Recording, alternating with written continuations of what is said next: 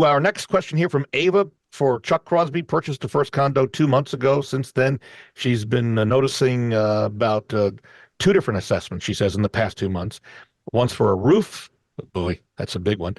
And another one for some maintenance on the condo. She knows nothing about the assessments. Again, she's only owned it 2 months. So, Chuck, she's wondering if the previous owner knew about it and if that was the reason that that previous owner sold it. Neighbor wants to know, is there anything she can do? What are your thoughts on that?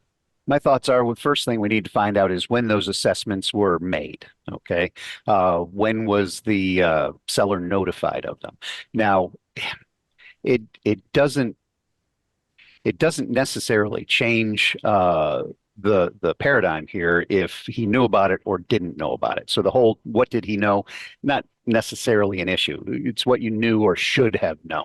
Now, if the assessment is for a roof issue and it was prior to her owning it, well, that's the same as if it's a house and you've got a leak in your roof. The seller has to go fix it.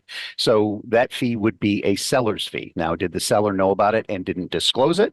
Hmm. Well, that's obviously an issue that one should take up with the seller.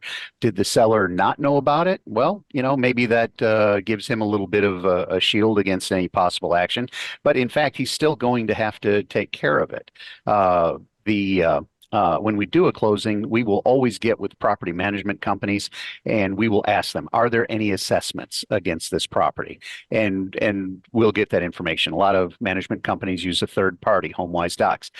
If the association didn't mention it, well, then maybe that is also an area of recourse.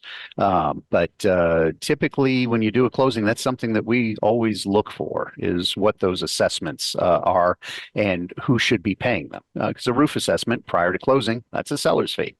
But that's something we need to get a little more information on first to see which avenue to go down.